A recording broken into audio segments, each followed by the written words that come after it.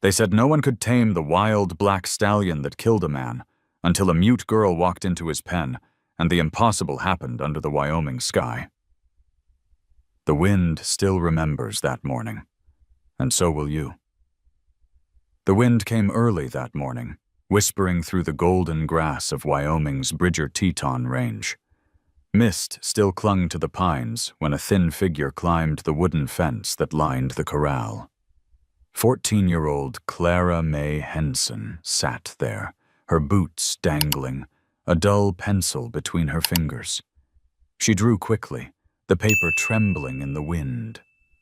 Horses, wild, lean, beautiful, ran far beyond the ridge, their silhouettes half hidden by the rising sun. The world was silent, except for the sound of hooves pounding the earth like distant thunder. Clara couldn't speak. The fire 3 years ago had stolen her father and her voice in one night. Since then, silence had been her only language.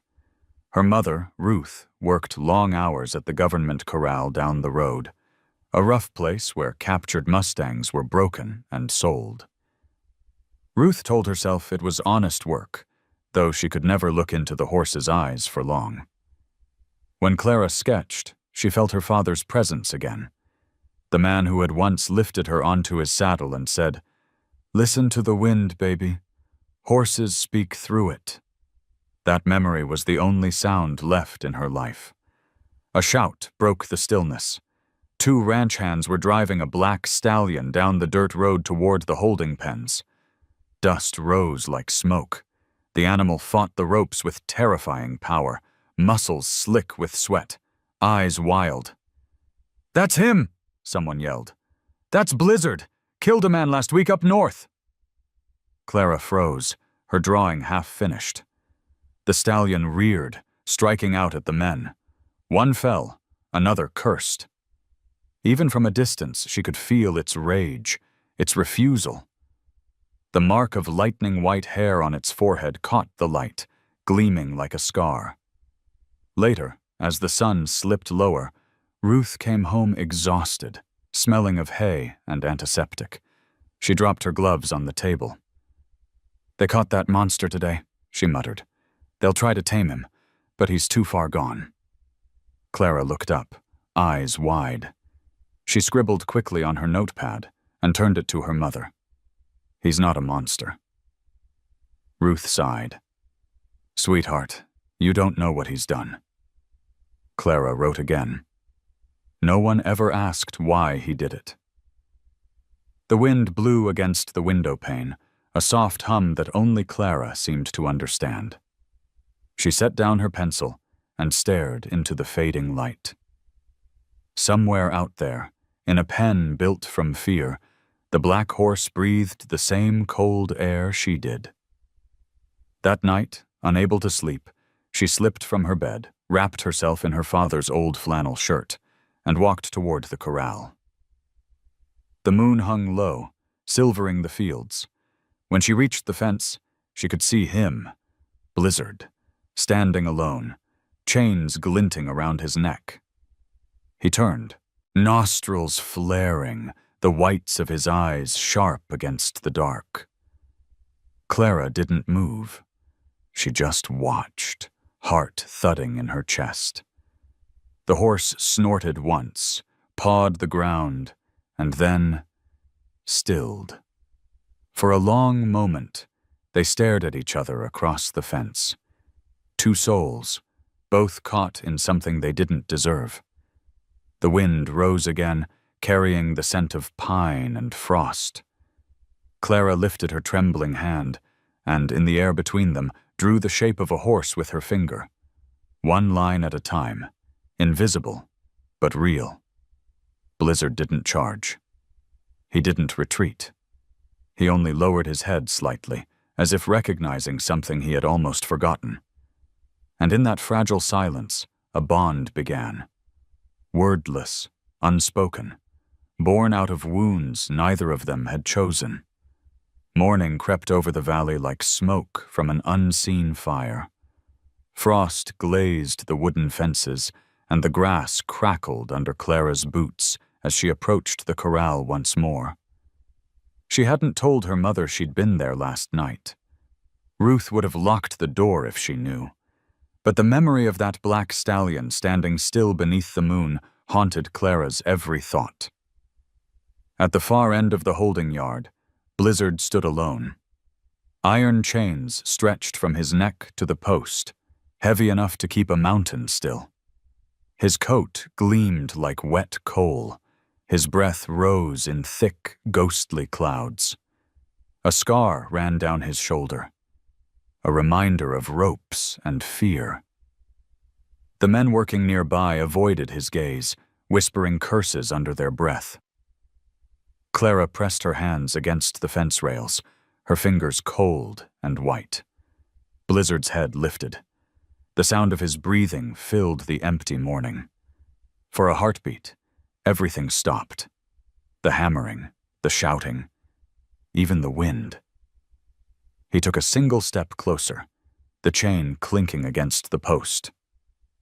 "Hey, kid!" a man barked, startling her. "Get away from there before that devil bites you!" She backed off, but not far. Her mother came rushing over from the barn, worry carved deep into her face. "Clara May, what are you doing here? You're not supposed to be near him." Clara scribbled quickly in her small notebook and held it up.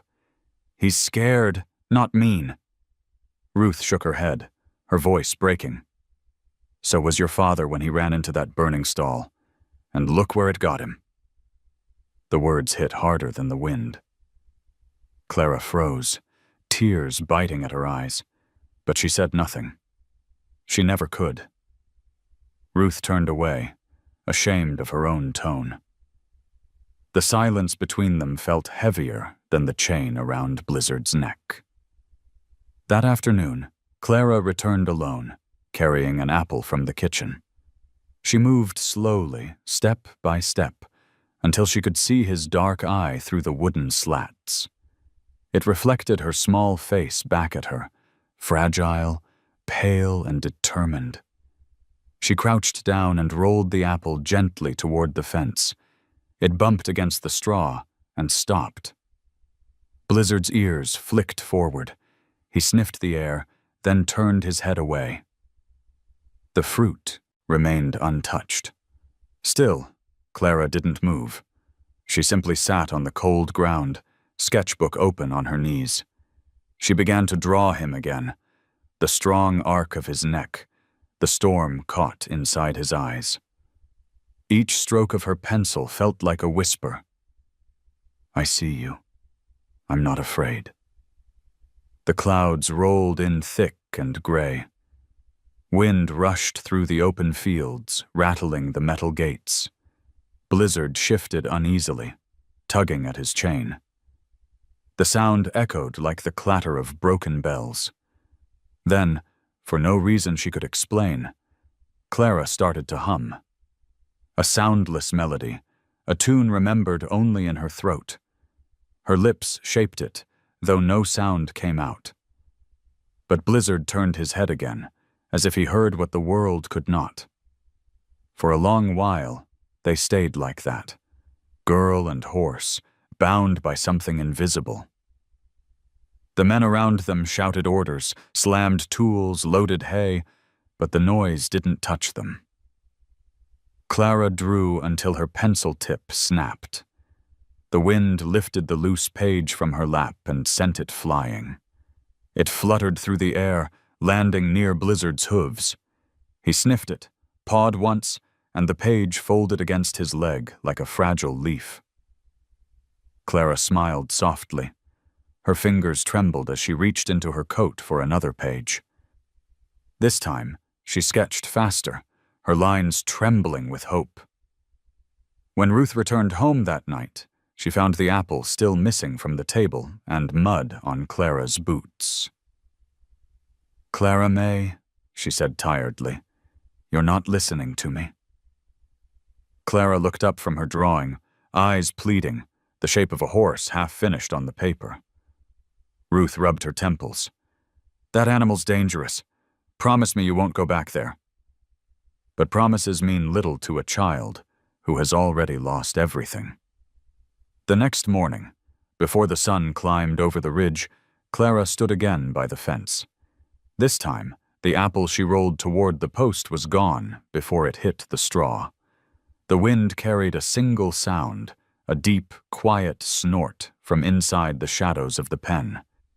And for Clara, that was enough. The mornings grew colder, the light sharper, like it had been cut with glass. Clara woke before her mother each day, pulling on her wool coat and slipping out the back door. Her drawings had begun to pile up, pages and pages of Blizzard in different poses, running, resting, breathing. She left them one by one at the edge of the corral, tucked between the rails where the wind could lift them like white birds. At first, the stallion ignored them. Then, one morning, Clara saw a hoofprint across one of her sketches, faint but clear. She smiled. It was a reply. From the office window of the sheriff's outpost across the field, Deputy Owen Calloway watched her. He'd seen Clara grow up since the fire he could never forget. Guilt had aged him more than time. When he saw the mute girl sitting by the fence, sketching the wildest horse in Wyoming, something inside him stirred, a quiet ache for the redemption he never thought he deserved. "Kid's got guts," one of the ranch hands muttered. Owen nodded, but said nothing. He knew courage when he saw it. Each afternoon, Clara would draw while the men worked. The hammering, the shouts, the clatter of tools became a rhythm she could hide inside. Blizzard would watch from the shadows, his head turning slightly each time she moved. Once, when her paper slipped through the fence, he didn't shy away. He stepped forward, sniffed it, and nudged it gently with his muzzle before letting it fall. Clara froze. Her breath fogged the air, trembling like a secret. That night, she took her father's old harmonica from the drawer. It was scratched, its metal dulled by years and smoke. She pressed it to her lips and blew. The sound was rough and broken, like the voice she no longer had. But it carried through the room, thin and trembling, and for the first time in years, Ruth stopped what she was doing and listened. The next day, Clara brought it with her to the corral. She sat on the fence rail, wind tearing at her hair, and began to play again. The notes came out wrong, but the rhythm was soft, steady, like a heartbeat trying to remember itself. Blizzard raised his head. His ears flicked toward her. He didn't rear, didn't snort. He simply listened. The sound of the harmonica drifted through the pens, over the dry earth, between them like a bridge no one could see. "Would you look at that?" one of the men whispered. "That beast's gone calm." "Only while the girl's playin'," another replied. Owen watched from his truck, the steam from his coffee rising into the pale air.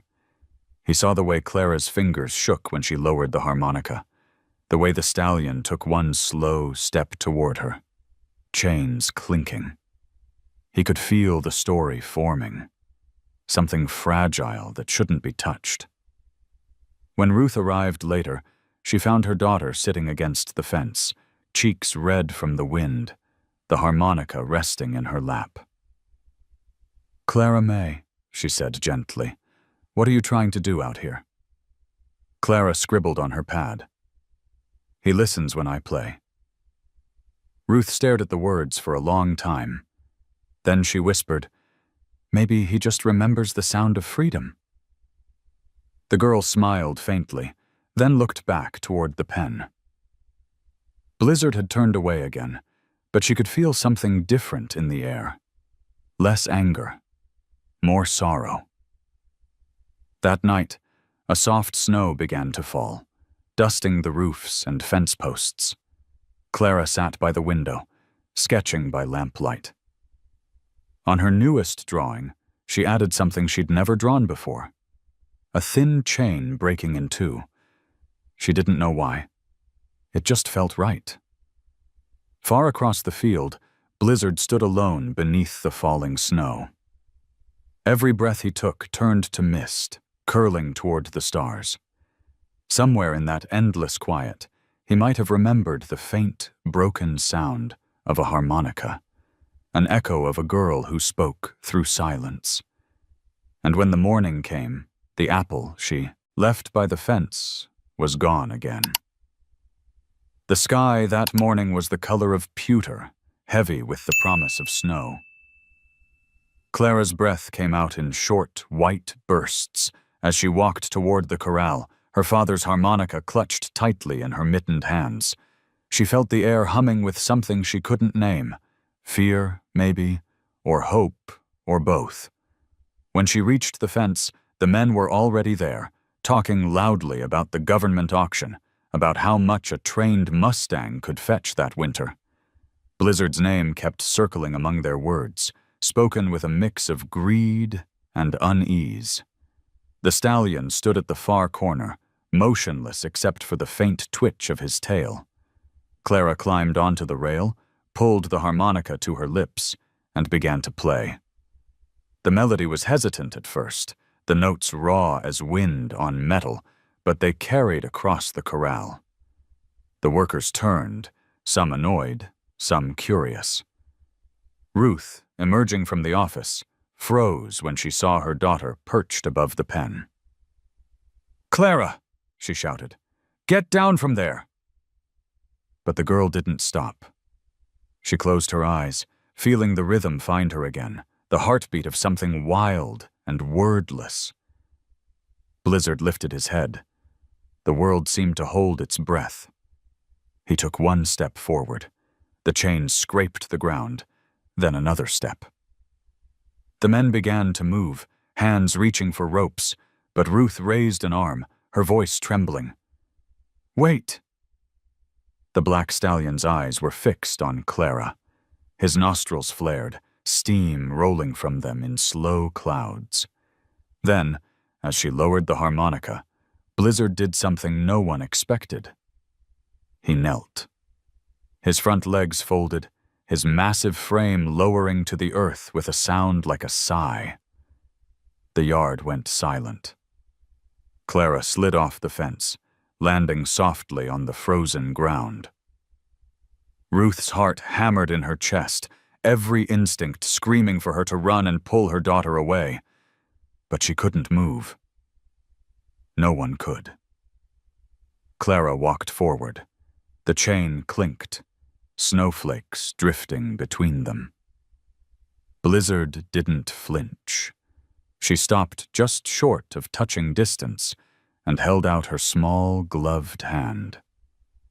The stallion's breath touched her fingers, warm and trembling. Then, gently, he bowed his head lower, his muzzle brushing against her palm. Someone whispered, "My God." The moment felt unreal, like something from a dream too fragile to last. Ruth sank to her knees, tears streaking her face. For years, she had prayed for her daughter to find her voice again. But maybe, she thought, this was the voice she was meant to have all along. Owen Calloway stood a few yards away, his badge gleaming under the weak sun. He removed his hat, eyes wet. He'd seen violence, seen cruelty, but never something like this. A peace so pure it hurt to witness. When Blizzard rose again, he didn't pull at the chain. He simply stood, head lowered beside the girl, as if guarding her. Clara reached for her sketchbook, drew a quick line. One stroke, a single arc of motion, and then placed the page on the ground.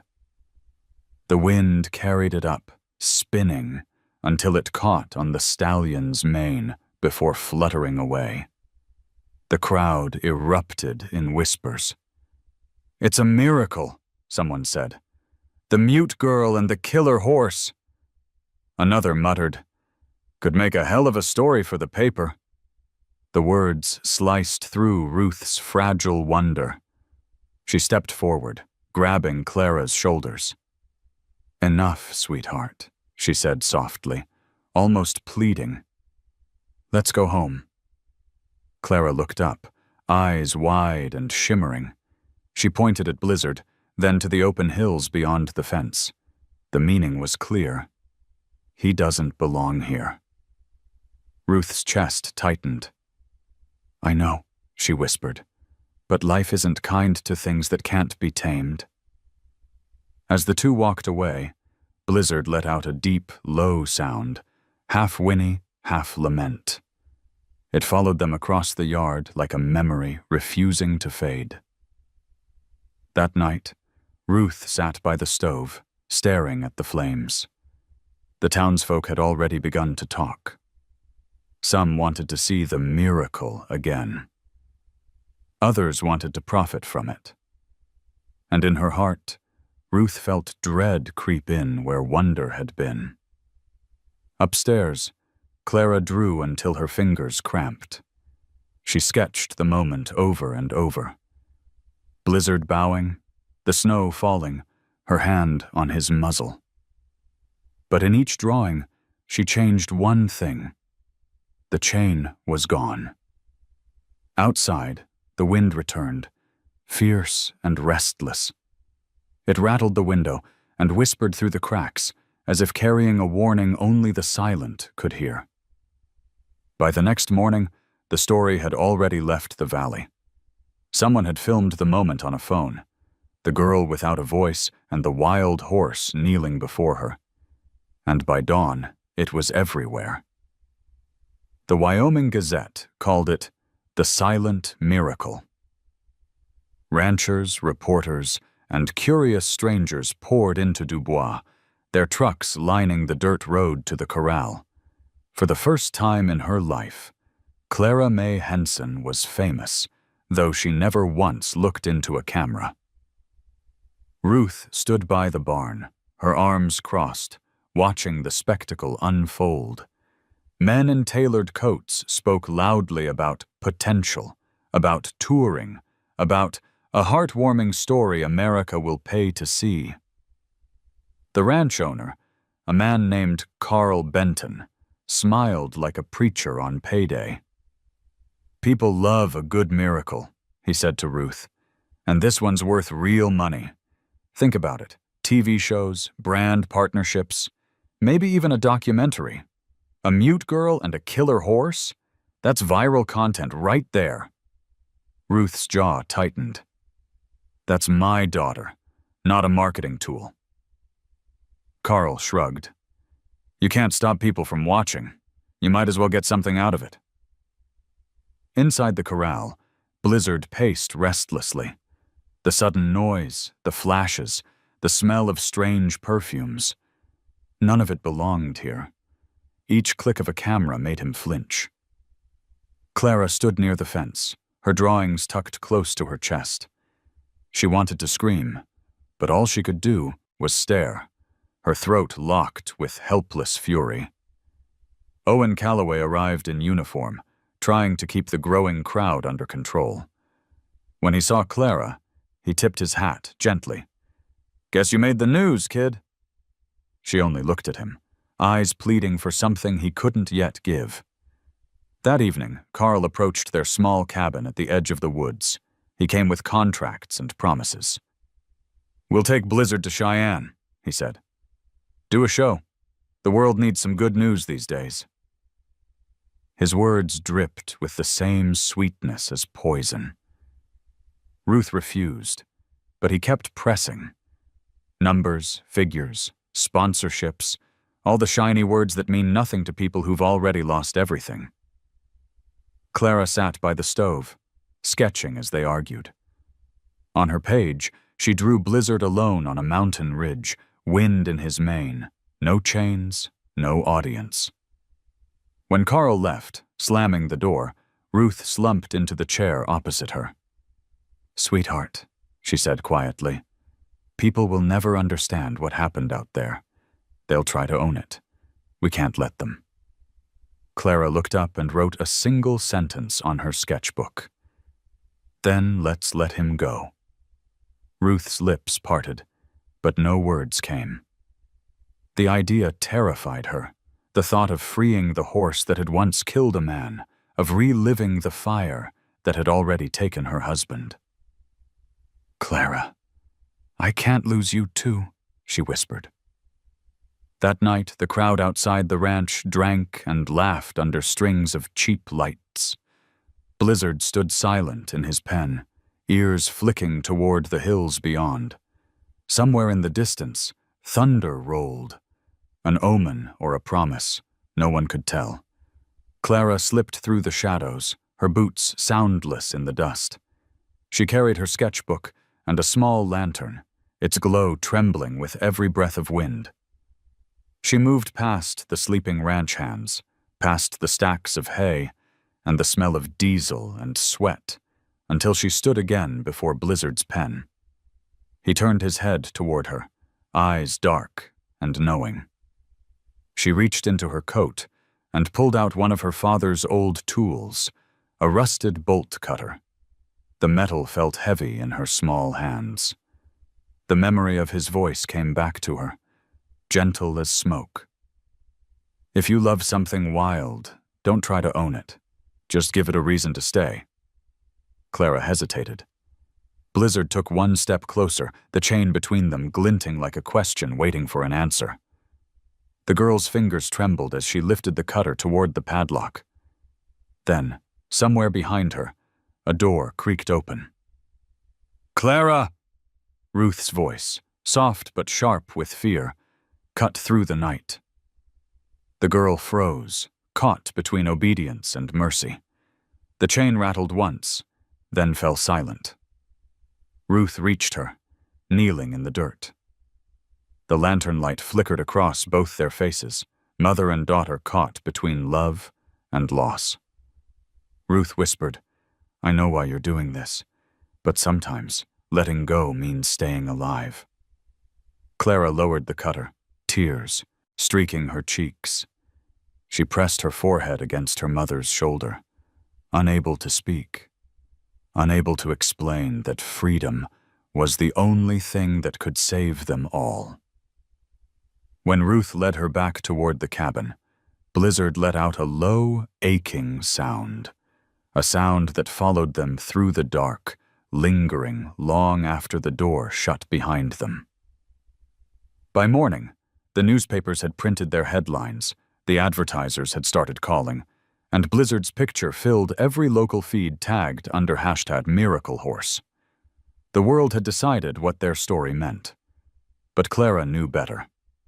What had happened between her and the horse wasn't magic. It was understanding. And what people were about to do with it might destroy them both. The wind changed that night. It blew hot from the south, carrying the scent of pine and smoke before the first flame was ever seen. The celebration at the ranch had lasted too long. Music, cheap whiskey, men shouting about the miracle horse they'd sell to Hollywood. Ruth had taken Clara home early, but sleep wouldn't come. Through the cabin window, she could see the corral lights still burning bright against the dark hills, and the unease in her chest refused to fade. Clara sat up in bed, her sketchbook open to a new drawing, blizzard running beneath a storm sky. The lines were frantic, uneven, as though her hand already knew what her heart feared. Then, through the quiet, came a sound, faint at first, then rising. Not the cry of an animal, not the howl of wind. A human shout. Ruth was already on her feet when the first orange glow appeared beyond the ridge. "Stay here," she told her daughter, grabbing her coat. But Clara was already at the door. The flames bloomed upward, furious and alive, painting the clouds red. By the time they reached the ranch, chaos had swallowed the yard. Men ran with buckets, shouting over the roar. Horses screamed from the pens, hooves slamming wood. The old barn roof crackled and split, sending embers spinning into the sky. Carl Benton was yelling orders no one followed. "Where's Blizzard?" Ruth demanded. "In the south pen," someone yelled. "He's gone mad." Clara broke from her mother's grasp before anyone could stop her. The smoke clawed at her throat as she stumbled through the haze, coughing, eyes burning. The sound of chains and hooves guided her to the far end of the yard. There, behind the broken fencing, Blizzard reared, trapped by his tether, flames licking the straw at his feet. "Clara!" Ruth screamed. The girl didn't hear. Or maybe she did, and chose not to. She ran straight to the post, her small hands fumbling for the bolt. The heat seared her palms, but she didn't let go. The lock jammed tight, too rusted to move. Behind her, someone shouted to pull her back, but Owen Calloway reached first. "Let me," he roared, grabbing a metal rod. With one strike, the lock shattered. The chain fell, clanging against the dirt. Blizzard lunged forward, nearly knocking them both aside. He bolted toward the fence, breaking through the last barrier in an explosion of splinters and fire. For an instant, Clara thought she saw him look back, the gleam of that white streak like lightning in the smoke. Then he was gone, swallowed by the darkness beyond the flames. Owen pulled Clara into his arms as the barn roof collapsed behind them. The heat hit like a wave. He covered her with his jacket, dragging her toward safety where Ruth waited. Crying and coughing, her face streaked with ash. When the fire finally died, only the blackened frames of fences remained. The air reeked of soot and sorrow. Blizzard was gone. The men whispered, some blaming the storm, others blaming the girl. "She let him out," one said bitterly. "Saw her running right to him." Ruth rose to her feet, shaking. "You'll not speak of my daughter that way." But her voice faltered under the weight of what they all suspected. Clara sat in the dirt, trembling, unable to defend herself with words. Only tears slid down her smoke-streaked cheeks. Owen looked at her and saw not guilt, but reflection. Of another night, years ago, when he'd caused a fire himself. That time, he'd hidden behind silence. This time, the silence belonged to someone else, and he couldn't bear it. Later, when the last embers dimmed, Owen approached Ruth outside the cabin. His voice was hoarse. "I need to tell you something," he said, "about the fire that took your husband." Ruth turned, eyes hollow. "Not now, Owen." But he went on anyway, his words breaking apart like dry wood. "It was me, the wiring. I set the charge wrong that night. Your husband tried to fix what I broke, and he died for it." The world seemed to stop. The whisper of the burned grass, the distant wail of a siren, the weight of years, they all fell silent. Ruth's face went pale, her hands shaking as she gripped the railing to keep from falling. "You should have told me," she whispered. "All these years, you let her grow up thinking it was fate." Owen's eyes glistened. "I told myself I'd make it right someday. But I didn't know how." Behind them, Clara stepped out from the doorway, her face lit by the flicker of the lantern. She had heard everything. For a long time, she looked at Owen, this man who had carried a secret heavier than any badge, and then down at her own burned hands. Slowly, she lifted her pad and wrote just 3 words. He opened doors. Owen stared at the message, tears blurring his vision. She was right. Her father had died opening doors, to save lives, to set the innocent free. And tonight, so had she. The wind picked up again, carrying the faint smell of ash down the mountain. Somewhere beyond the ridge, a stallion moved unseen through the dark, the echo of his hooves fading into the distance. Ruth gathered her daughter close. "We'll find him," she whispered. "We'll make it right this time." But in the silence that followed, even Clara knew that finding him would mean facing everything they'd both tried to forget. Morning came gray and silent, the valley draped in a thin veil of smoke that refused to lift. The fire had eaten half the ranch and most of the fences. The rest of the horses had been moved up the road. Only the scorched earth remained, black and brittle under the pale sky. Clara sat on the cabin steps, her hands bandaged, her eyes fixed on the horizon where the ridges met the clouds. Somewhere beyond them, blizzard was out there, free or dying. She didn't know which. Ruth watched her from the doorway, exhaustion clinging to her like soot. She had barely slept, her mind replaying Owen's confession again and again. The truth had burned deeper than any flame. She'd wanted to hate him, to scream, but the sound caught in her throat like smoke. Owen arrived at dawn, hat in hand, his uniform coat gone, replaced by an old flannel that smelled faintly of rain. He stopped at the bottom of the steps. "How's she holding up?" he asked softly. Ruth's voice was brittle. "She's stronger than both of us." Clara turned her head slightly, acknowledging him without a word. Owen hesitated, then reached into his pocket and pulled out something small, an old photograph. Edges singed. It showed 3 figures in front of a barn years ago. Her father, Owen, and Ruth, smiling under a banner that read, "Sweetwater Rescue Unit." "He saved more lives than I ever could," Owen said quietly. "And I let him die for my mistake." Ruth closed her eyes, her hands trembling. "Why tell me now?"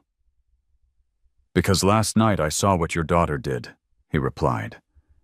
"She risked everything to set that horse free. That kind of courage doesn't come from silence. It comes from blood." The wind stirred the ashes, sending them spiraling between them like gray snow. Clara rose, walked down the steps, and took the photo from his hand. She studied it, her finger tracing the outline of her father's face.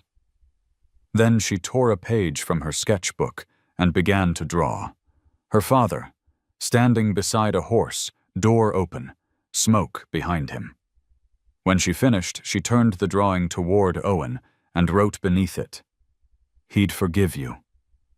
Owen's throat tightened. For years he had worn guilt like armor, believing penance meant distance. Now a girl who couldn't speak had said what no priest or prayer could. Forgiveness isn't earned by hiding. Ruth sat on the step beside them, her eyes softening. "You'll never undo what happened," she said, voice low but steady.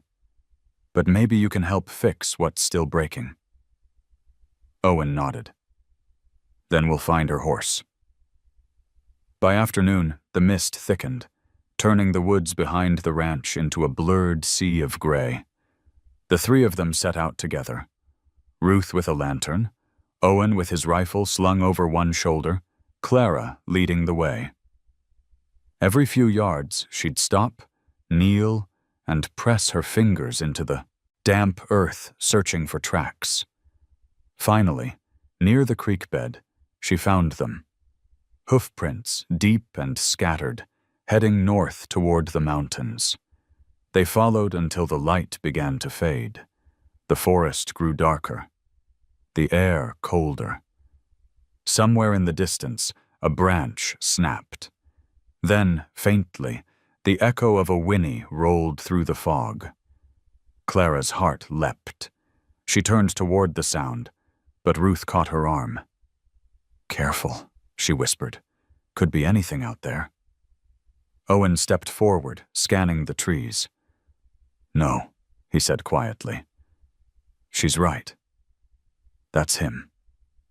They moved slowly through the mist until they reached a clearing. The ground was littered with fallen pine needles and half-burned leaves. Clara held the lantern high, its glow trembling against the dark. In the distance, she saw it, the faint glimmer of eyes watching through the trees. Blizzard stood there, half hidden by the fog, his coat streaked with soot, but alive. Clara took a step forward. Blizzard didn't move. The air between them felt sacred, suspended. Then, from behind, Owen whispered, "Go on." She walked closer until she could see the white streak across his forehead, now dulled with ash. Slowly, she reached into her pocket and pulled out a piece of charcoal. She knelt and began to draw directly on a flat stone at her feet. A horse beneath a rising sun. When she finished, she pushed the drawing toward him and whispered, not out loud, but with her lips, forming the words she had never dared to say. "I'm here." Blizzard exhaled, steam curling in the cold air. Then he turned and disappeared into the fog. Ruth stepped up beside her daughter, resting a hand on her shoulder. "He's not ready yet," she murmured. "But he knows you're coming." They turned back toward the cabin, the lantern light flickering like a fragile heartbeat. Owen walked behind them, the photograph tucked safely in his pocket. For the first time in years, he felt something lift from his chest. Not absolution, but the beginning of it. At the edge of the woods, Ruth glanced at the horizon. Dawn was trying to break through the clouds, pale and hesitant, like forgiveness finding its way through grief. Snow began without warning. First a sift of flour from a colorless sky, then a soft insistence that covered the burn scars and turned the valley into something gentle. By mid-morning, the ash was gone beneath a white sheet, and for the first time since the fire, the land looked clean. Clara stood at the edge of the woods with Ruth and Owen, the lantern retired to a backpack, a coil of rope slung across Owen's shoulder. The hoof prints they had found beside the creek were now a stamped necklace in the new snow, clear as handwriting. Blizzard heading north, steady, unafraid. They moved single file. Clara took the lead, reading the trail with a focus that quieted everything else. Here, a tuft of dark hair snagged on the bark of a narrow pine. There, the light scuff, where a hoof slid on a hidden rock. Once, she found a crescent of ice flecked with ash where the horse had drunk and lifted his head too quickly. Each mark felt like a sentence that only she could translate. She didn't hurry. She listened. The mountains answered in their slow language, wind through deadfall, the distant cough of a raven, snow ticking on her hood. Owen kept a respectful distance, the way a man walks beside a chapel. He had left his badge on the kitchen table that morning, choosing instead the old flannel that smelled of rain and wood smoke. "Weather's turning," he murmured after an hour, watching the clouds thicken toward the peaks. "We push to timberline. We camp there." Ruth nodded. She had packed what she could. Blankets, jerky, a dented thermos of coffee that later would taste like forgiveness. Money was always tight, and she'd worried over the cost of everything the night before, the way practical people do. Wood, feed, winter boots, even the boring weight of mortgage refinance flyers someone kept stuffing in the mailbox. None of it mattered out here. The ledger of the day was breath and snow and the steady line of tracks that refused to vanish. They crossed the creek where a shelf of ice had formed a fragile bridge.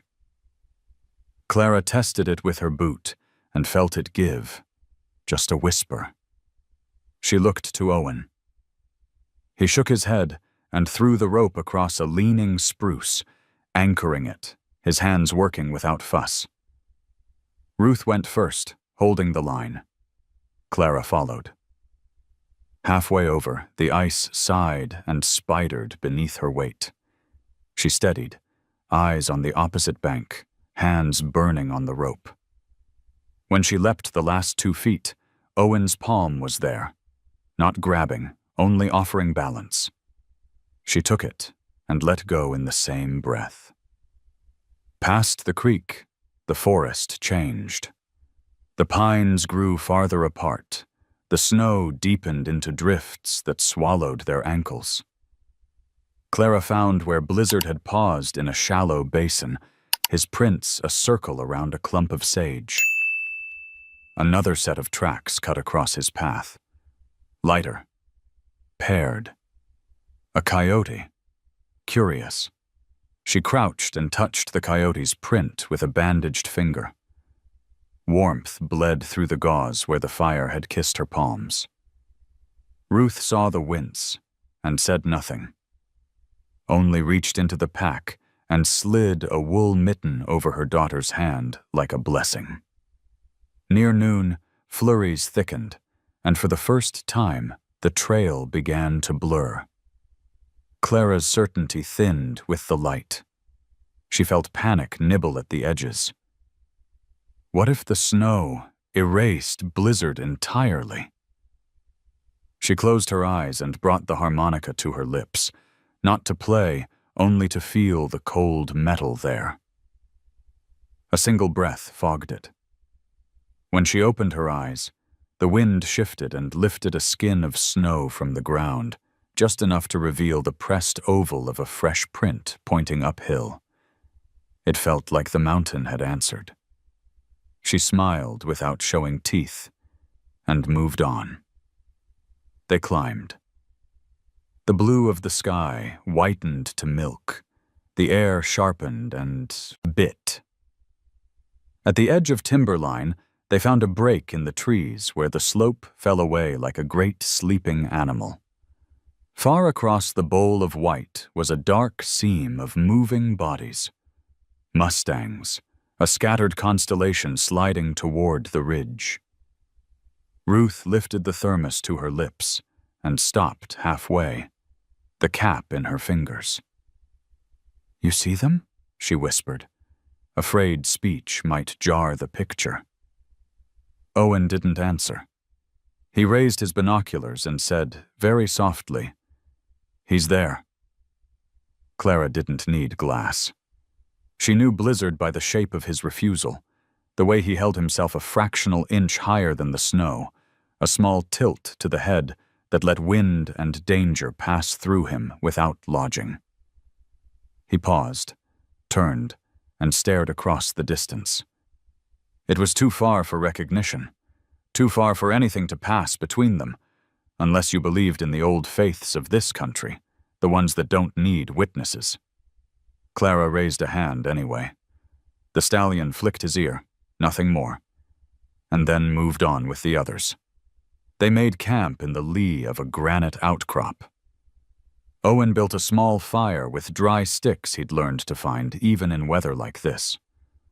Ruth warmed coffee and poured it into tin cups, the scent shocking and ordinary. "Drink," she said to Clara, steady as a nurse. The girl obeyed and felt the heat climb down her throat into her chest, pooling where fear had lived all morning. Owen unrolled the blankets and spread them on pine boughs. He passed Ruth his spare wool cap, and after a quiet second, tucked the photograph of their younger selves into the pocket of her coat so it could warm too. Snow came heavier in late afternoon, swallowing their footprints in minutes. The herd had vanished into the white the way a story sinks under silence when the teller stops. "We'll catch them at first light," Owen said, They'll head for the high meadow just under the ridge. Ruth traced a map on the snow with a twig, his voice superimposing itself on the lines, until the route stopped being theory and became path. Clara lay back and watched the cloud-bellied sky through a stand of wind-beat firs. She thought of all the strangers who had typed their opinions into electric air the past 2 days. Blessings and curses, credit card offers, clickbait headlines, those sharp pop-up promises of travel insurance and online degree programs stacked beside her face like chorus girls. Computer weather, city noise. She let it pass. Here, the world was a single animal breathing. The mountain, the herd somewhere above, her mother beside the fire, rubbing warmth into the rim of a tin cup. As dusk bled in, a wind tunneled through the gap and made the outcrop sing. They ate jerky and crackers.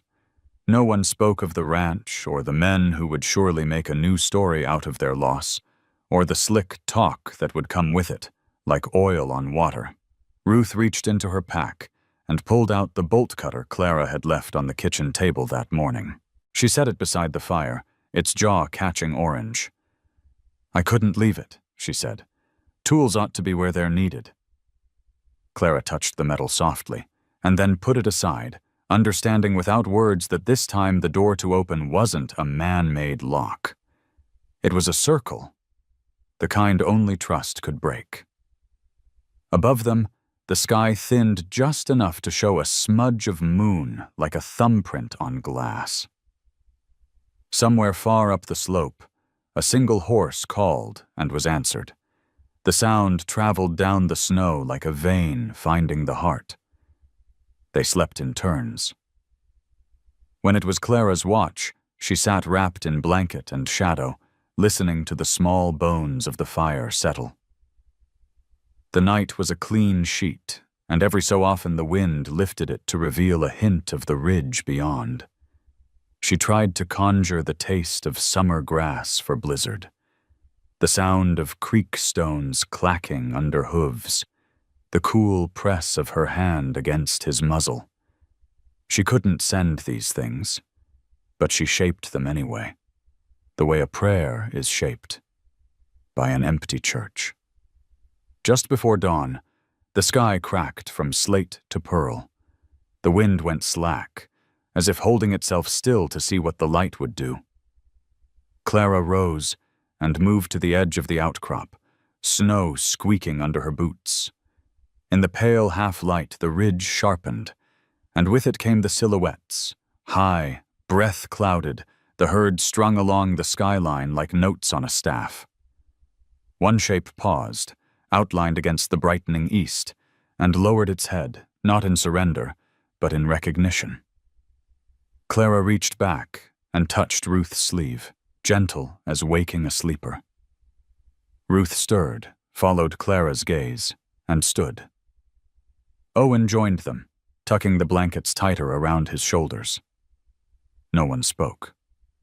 The world didn't need commentary. It needed quiet.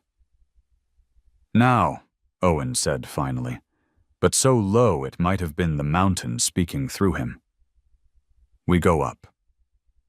And the three of them stepped out of their shelter and into the fresh track of morning, climbing toward the ridge where the herd waited, where a black stallion had turned to face the day. The climb began in silence. The snow from the night before had hardened into a glittering crust, each step cracking softly beneath their boots. Clara led, tracing the faint line of hoofprints etched into the frozen slope. The air grew thinner, colder, tasting of iron and pine sap. Around them, the mountains rose like sleeping giants under blankets of white. Every breath made sound. Every word would have felt intrusive. Halfway up, the wind shifted and carried with it the deep, rhythmic thud of hooves. Owen raised a hand, signaling them to stop. Ahead, through a thin veil of blowing snow, they saw movement. Shadows first, then forms. A herd of mustangs clustered against the ridgeline, their coats ghost pale in the early light. And there, at the center, stood Blizzard. He was thinner now, his coat dusted with frost, but the power in him remained untouched. The white streak down his forehead caught the dawn, burning like a blade of light. When Clara saw him, something broke open in her chest. All the fear, the guilt, the noise of the world below, the cameras, the fire, the whispers, fell away. Ruth whispered, "My God, he found his kind again." They didn't move closer right away. The herd was skittish, ears twitching, breath rising in steam. Clara waited, her hand resting against the rope coiled at her side, not as a tool, but as a memory. Blizzard took a step forward, then another, until the distance between them was only the width of a small meadow. The wind eased, snowflakes floated sideways in lazy spirals. Owen exhaled, barely audible. He's waiting for her. Clara walked slowly across the open space, boots sinking into the soft crust. Each step made a hollow sound that echoed across the ridge. Blizzard didn't move, didn't flinch. When she was close enough, she stopped and simply looked at him. The same way she had the first night by the fence, the night that had started everything. She reached into her pocket and pulled out a small scrap of charcoal and the folded page she had carried all this way. The drawing was smudged from the journey, but the lines still held. A horse beneath an open sky, chains broken at its feet. She let the page fall into the snow between them. The wind lifted it briefly, turning it once, then letting it land softly at Blizzard's hooves. The stallion lowered his head, nostrils brushing the paper. His breath melted the snow around it, leaving a dark oval in the white. Then, with a low, almost human sound, he took one slow step toward her. Clara didn't move. Her gloved hand trembled slightly, then stilled. She lifted it, palm open, as she had done that first night in the corral. The moment stretched, thin, fragile, infinite. Then Blizzard came closer and bowed his head. Not in fear, not in submission. It was something else entirely, a recognition, a returning. His muzzle touched her shoulder, and she closed her eyes. For the first time since the fire, her world filled with sound again. Not words, but heartbeats, wind, and the quiet hum of life finding its rhythm once more. Ruth fell to her knees, sobbing softly into her gloves. Owen stood beside her, eyes shining with something between grief and grace. He removed his rifle and laid it in the snow, barrel pointed away, a symbol that no one needed to say aloud. The herd watched in stillness. A young foal stepped forward, curious, its breath visible in small bursts. Blizzard flicked his ear, but didn't move away. For a few seconds, the entire ridge felt suspended in a kind of peace that belonged only to the wild, pure, untamed, honest. Clara leaned her forehead against Blizzard's neck. She could feel his heartbeat, deep and slow, like the earth itself breathing. The smell of him, smoke, snow, and something ancient, filled her lungs. Her fingers brushed the thick winter coat, and when she whispered, it wasn't with her voice, but with every quiet piece of her that had been waiting to speak. Behind her, Ruth whispered, "You've brought him home." Clara turned, tears blurring her vision, and shook her head gently. She wrote a single word in the snow with her finger. Free. Owen stepped forward, pulling something from his pocket. The photograph. Edges still charred. He looked at it for a long moment, then set it down near the hoof prints. Your father would have wanted this, he said softly. He believed no creature should live behind bars, not even the ones who hurt us. The wind picked up again, scattering snow across the photograph until only the faint outline remained. Blizzard lifted his head and gave a low whinny. The herd stirred, hooves shifting like thunder under a blanket. Then, as if obeying some silent signal, they turned together toward the north ridge.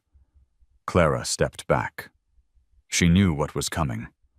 Blizzard hesitated for half a heartbeat, his eyes locked on hers, and then he broke into a gallop, his mane streaming behind him, vanishing into the white blur of morning. The sound of his hooves echoed long after he was gone. Ruth wrapped her arms around her daughter, pulling her close. He's where he's meant to be, she whispered. Clara nodded, her tears freezing on her lashes. The ache inside her didn't feel like loss. It felt like release. Owen lifted his face toward the rising sun. The mountains blazed gold, light spilling down the slopes like mercy. For the first time in years, he felt something like forgiveness take shape, not as words, but as warmth. Slow and real. And when they turned to leave, the snow behind them showed 4 sets of footprints. 3 human, 1 horse, side by side, leading down the mountain toward home. Winter withdrew slowly from the Wyoming Valley, leaving behind the smell of thawing earth and pine.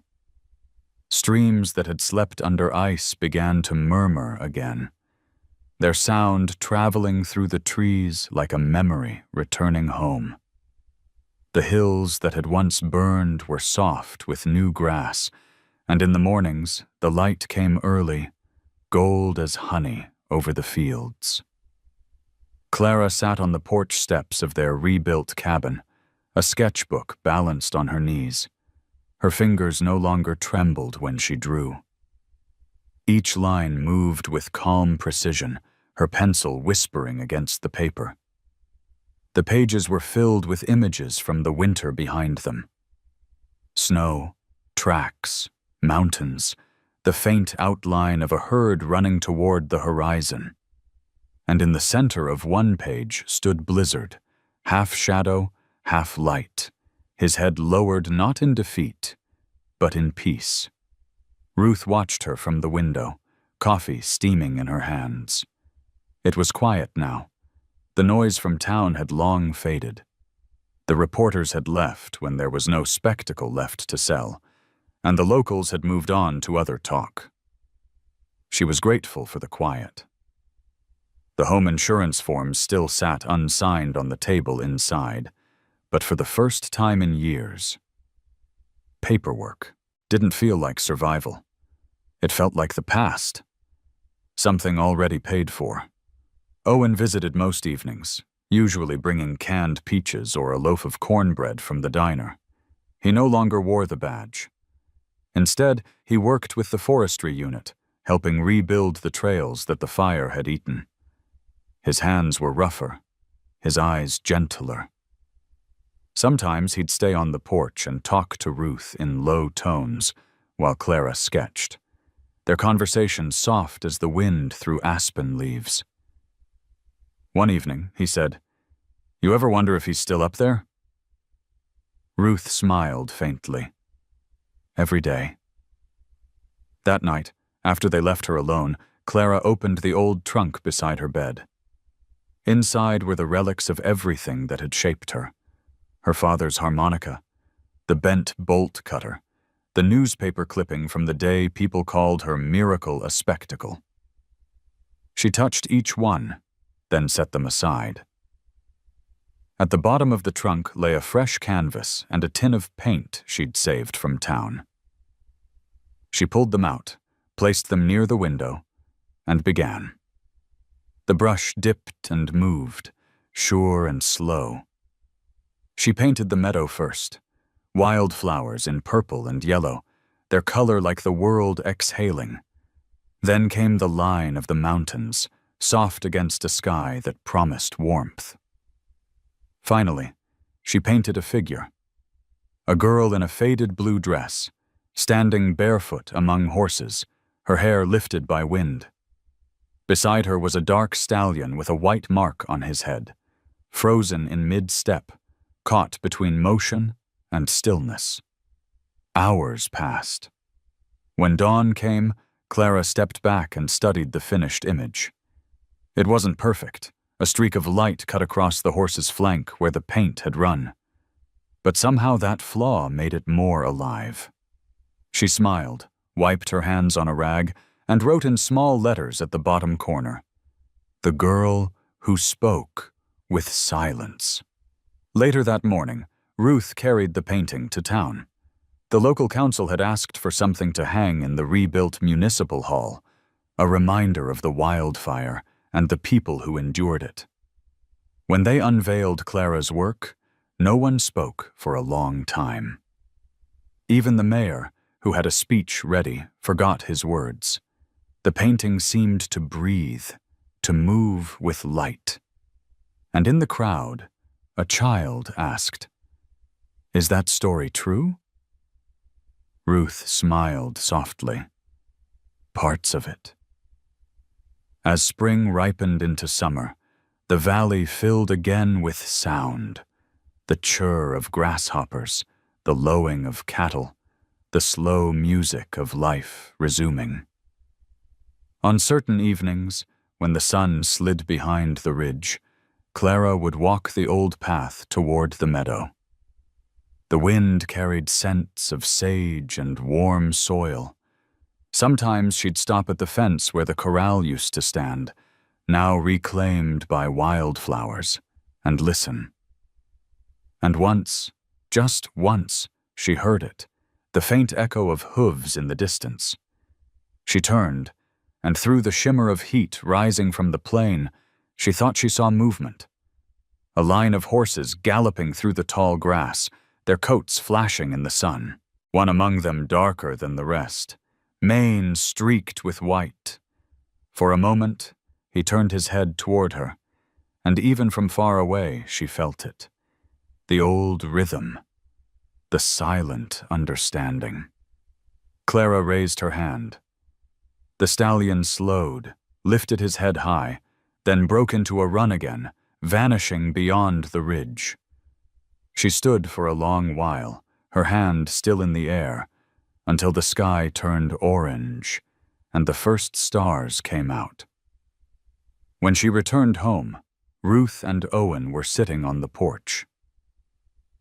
"You were gone a while," Ruth said. Clara only smiled and opened her sketchbook. On the fresh page, she began to draw, not the horse this time, but the horizon he had run toward, endless and alive. At the top, she wrote a single word: home. The wind shifted, warm and full of promise. Somewhere beyond the hills, a herd moved freely through the evening light, and the sound of their hooves became the pulse of the land itself. In town, the painting hung quietly in its frame. Sunlight from the high window touched it each morning, making the colors shimmer as though the story inside was still breathing. People who passed by often stopped to look, sometimes whispering to their children about the girl who couldn't speak, but somehow taught a wild horse to listen. They never knew that the real miracle had nothing to do with taming at all. It was about letting go. If this story touched your heart, tell me in the comments, what moment stayed with you the most? Hit like, share it with someone who still believes in kindness, and subscribe so you don't miss the next story waiting in the wind.